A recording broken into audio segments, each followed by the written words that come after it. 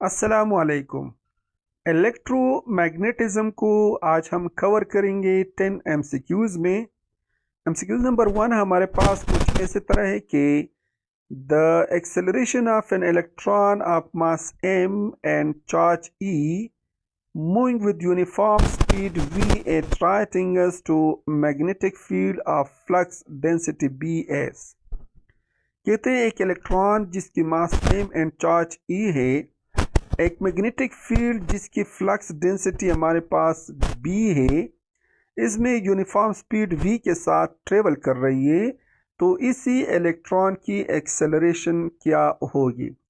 तो याद रखिए इलेक्ट्रॉन जो है ये हमारे पास एक चार्ज पार्टिकल है and we know that whenever the velocity of a charge particle is perpendicular to the magnetic field b, then the path of the charge particle will turns to the circular path। यानी इसी charge particle है वो magnetic field में फिर circular path को follow करेगा, यानी इसकी जो वेलोसिटी की जो डायरेक्शन है उसमें चेंज आएगा, और जब वेलोसिटी की डायरेक्शन में चेंज आ रहा हो तो हमारे पास एक्सेलरेशन ए प्रोड्यूस्ड होगी। तो यहाँ पर कहते हैं कि इसी एक्सेलरेशन की वैल्यू क्या होगी। तो जो नेट फोर्स है इस मैग्नेटिक फील्ड में इलेक्ट्रॉन पर जो लग रही है वो हम लिखते हैं F net, that will be equal to the magnetic force B. अब नेट फोर्स जिसकी वजह से एक पार्टिकल अगर मूव कर रही हो तो उसको हम फाइंड करते हैं from the product of mass and its acceleration. So that will be M A and equal to the charge, the force experienced by electron and magnetic field is equal to uh, BeV। अब दोनों side को हम m पर divide करते हैं तो हमारे पास आएगा expression A is equal to BeV divided by m, जो कि है हमारे पास ऑप्शन A में, that is option A is the correct option. Now MCQ number second हमारे पास कुछ इस तरह है कि and Fleming left hand rule for the force on a current carrying conductor, the terms points the direction of. Fleming left hand rule जो है इसको हम यूज करते हैं to find the direction of force that experience by a current carrying conductor and magnetic field B. तो according to the Fleming left hand rule, जब हम हमने लेफ्ट हैंड के 3 fingers, thumb, 4 fingers and middle finger को इस तरह Orient करें कि तीनों एक दूसरे के साथ परपेंडिकुलर हो, तो इसमें से जो मिडल फिंगर है ये हमें पॉइंट करेगा करंट आई को, 4 फिंगर जो है ये हमें पॉइंट करेगा मैग्नेटिक फील्ड बी को, एंड थंब जो है that will points the direction of magnetic force. तो यहाँ पर हमसे मांगा गया है कि जो थंब है ये कौन सी चीज को पॉइंट करेगा, so that will points the magnetic force. Option C is the correct option. Now MCQ number 3 हमारे पास कुछ इस तरह है कि the SI unit of magnetic induction is Tesla. It is defined only when the current carrying conductor and magnetic field experiences।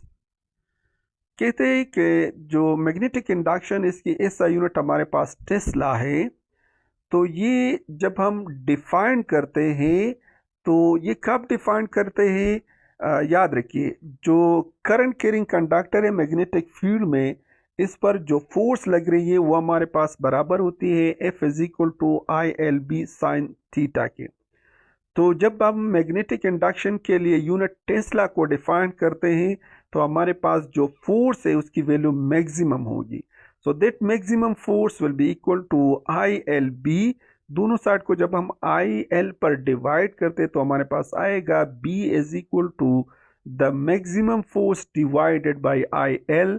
Values को put करते हैं तो हमारे पास फोर्स की यूनिट है न्यूटन, करंट की यूनिट हमारे पास है एम्पियर, लेंथ की यूनिट हमारे पास है मीटर। सो न्यूटन पर एम्पियर पर मीटर, इस कॉम्बिनेशन ऑफ यूनिट्स को हम कहते हैं Tesla. So that Tesla is defined only when the current carrying conductor and magnetic field experiences maximum force. Option B is the correct option. Now, MCQ number 4. The unit of magnetic flux is or. Magnetic flux की जो unit है वो हमारे पास इन चारों में से कौन सी है या ये चारों हैं? तो ऐसा यूनिट ऑफ मैग्नेटिक फ्लक्स हमारे पास है वेबर। 1 वेबर हमारे पास बराबर होती है टेस्ला इनटू मीटर स्क्वायर के, जबकि टेस्ला हमारे पास बराबर होती है न्यूटन पर एम्पियर पर मीटर की। तो यहाँ पर हम सब्स्टिट्यूट करते हैं टेस्ला की जगह न्यूटन पर एम्पियर पर मीटर को। सो मीटर जो है ये मीटर के साथ कट जाएगा, so that will become as newton metre divided by ampere in per ampere. सो हमारे पास मैग्नेटिक फ्लक्स के लिए जो यूनिट है वो वेबर भी है, that is further equal to the tesla metre square, and tesla metre square is further equal to the newton metre per ampere. तो लिहाजा हमारे पास करेक्ट ऑप्शन है option D, all of these. MCQ number 5 हमारे पास कुछ ऐसे तरह है कि the magnetic induction at any point due to a long straight wire carrying a current as. ये हमारे पास एम्पियर्स लॉ के बारे में है। तो एम्पियर्स लॉ के मुताबिक हमारे पास जो मैग्नेटिक फील्ड है वो एक स्ट्रेट वायर से एक सर्टन डिस्टेंस पर, एक सर्टन पॉइंट पर एक जो है ये इनवर्सली प्रोपोर्शनल होते हैं डिस्टेंस आर को, that is B is inversely proportional to the distance R. So option B is the correct option, inversely proportional to the distance from wire. MCQ number 6 हमारे पास कुछ ऐसे तरह है कि differently charged ions of several nuclides are fired at the same speed into a region where there is uniform magnetic field at right angles to their initial path, which ions travels in a circular path of smallest radius। कहते हैं हमारे पास several nuclide है, सबको हमने same speed के साथ एक ऐसे रीजन में फायर किए हैं जहां पर एक यूनिफॉर्म मैग्नेटिक फील्ड बी है जो कि इनकी इनिशियल पाथ को परपेंडिकुलर है। तो कौन सा आयन जो है वो सर्कुलर पाथ में स्मॉलेस्ट रेडियस के साथ ट्रेवल करेगा?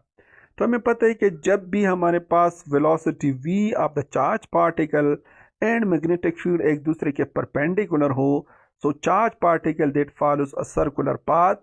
तो यहाँ पर कहते हैं कि कौन सा चार्ज पार्टिकल, चारों में से जो नीचे दिए गए हैं इन चारों में से कौन सा चार्ज पार्टिकल ऐसा है जिसकी रेडियस हमारे पास कम होगी? तो रेडियस को हम फाइंड करते हैं from the expression r is equal to mv divided by qb। अब जिस चार्ज पार्टिकल्स की मास कम हो और चार्ज ज़्यादा हो तो उसकी रेडियस की वैल्यू हमारे पास कम होगी। तो ऑप्शन बी में देखिए लिथियम हमारे पास इसकी चार्ज है डबल और इसकी जो मास है वो हमारे पास है 6, तो इसकी मास कम है एंड चार्ज ज़्यादा है, तो लिहाजा that will revolve in a circle of smallest radius। So this is option B is the correct option. Now MCQ number 7 is that when the charge particle is moving at an angle other than 0 degree, 90 degree or 180 degree to the field of strength P, then the charge follows which type of path? कहते हैं charge particle एक magnetic field में एक ऐसे angle के साथ travel कर रही है जो कि न तो 0 डिग्री के बराबर है, न 90 डिग्री का और न 180 डिग्री का। तो चार्ज पार्टिकल कौन सी पाथ को फॉलो करेगा? तो याद रखिए जब हमारे पास magnetic field B and velocity v of the charge particle एक दूसरे के पैरेलल हो, यानी अगर एंगल हमारे पास 0 डिग्री हो तो जो चार्ज पार्टिकल है that will move in a straight path. इसी तरह अगर हमारे पास जो एंगल है magnetic field B and charge particle velocity of the charge particle 90 degree हो तो जो चार्ज पार्टिकल है that will follow a circular path, and when the charge particles and the velocity of charge particle and magnetic field B are anti-parallel, then again the charge particle will follow a straight path. तो यहाँ पर एक ऐसा angle है जो न तो 0 है, न 90 डिग्री है, न 180 डिग्री है. सो कौन सी पाथ इसको ये चार्ज पार्टिकल फॉलो करेगा? So that will follow a helical path. तो याद रखिए हेलिकल पाथ हमारे पास circular path and straight line का कॉम्बिनेशन है. सो देट ऑप्शन डी हमारे पास करेक्ट ऑप्शन है. ना एमसीक्यू नंबर 8 हमारे पास कुछ इसी तरह है कि velocity selector is a device that allows only those particles that have velocity equal to the ratio of electric field to magnetic field, in which case the particle will deflect towards electric field. ये थे velocity selector. हमारे पास एक ऐसा device है जो कि certain particles जिसकी velocity बराबर होती है between the ratio of electric field to magnetic field, तो उस चार्ज पार्टिकल को अलाउ कर रही है. तो कौन सी केस में हमारे पास चार्ज पार्टिकल जो है वो डिफ्लेक्ट होगा टुवर्ड्स यानी according to the electric field. तो याद रखिए जब भी हमारे पास चार्ज पार्टिकल की वेलोसिटी कम हो तो इलेक्ट्रिक फील्ड की डोमिनेंसी ज़्यादा होगी, तो चार्ज पार्टिकल ये डिफ्लेक्ट होगा according to the electric field. इसी तरह अगर हमारे पास चार्ज पार्टिकल की velocity electric field to magnetic field के रेशियो से ज़्यादा हो यानी फास्ट मूविंग चार्ज हो, तो फिर हमारे पास जो मैग्नेटिक फील्ड है उसकी डोमिनेंसी ज़्यादा होगी and the charge particle will moves according to the magnetic field B.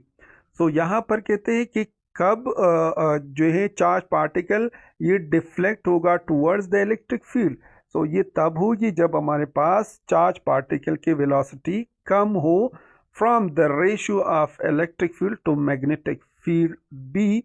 So option B is the correct option when V is less than E ratio B.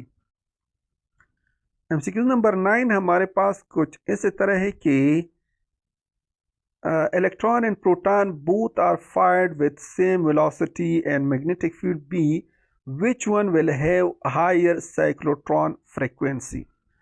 तो cyclotron frequency हम find करते हैं from the expression F is equal to QB divided by 2 pi m. अब जो charge है ये electron और proton दोनों पर सेम है, तो कौन सी चार्ज पार्टिकल की साइक्लोट्रॉन फ्रीक्वेंसी ज़्यादा होगी? तो ये डिसाइड करेगा mass of the charge particles यानी mass of the electron and proton. तो मास ऑफ इलेक्ट्रॉन जो है वो मास ऑफ प्रोटॉन से कम है, तो जिस पार्टिकल की मास कम हो उसकी साइक्लोट्रॉन फ्रीक्वेंसी ज़्यादा होगी, क्योंकि यहाँ पर साइक्लोट्रॉन फ्रीक्वेंसी जो है ये इन्वर्सली प्रोपोर्शनल है मास ऑफ द पार्टिकल को. तो लिहाजा हायर साइक्लोट्रॉन फ्रीक्वेंसी होगी इलेक्ट्रॉन की. That option A is the correct option. Option A हमारे पास जो है करेक्ट ऑप्शन है. नाउ लास्ट एमसीक्यूज हमारे पास कुछ इस तरह है कि if 0.5 Tesla magnetic field is parallel to 0.5 meter square area, then the magnetic flux would be. कहते हैं हमारे पास मैग्नेटिक फील्ड जिसकी स्ट्रेंथ हमारे पास 0.5 टेस्ला है, एक एरिया जिसकी वैल्यू हमारे पास मैग्नीट्यूड जो है वो हमारे पास 0.5 मीटर स्क्वायर है, इसको पैरेलल है, तो मैग्नेटिक फ्लक्स की वैल्यू क्या होगी? तो मैग्नेटिक फ्लक्स को हम फाइंड करते हैं बी ए कॉस थीटा से.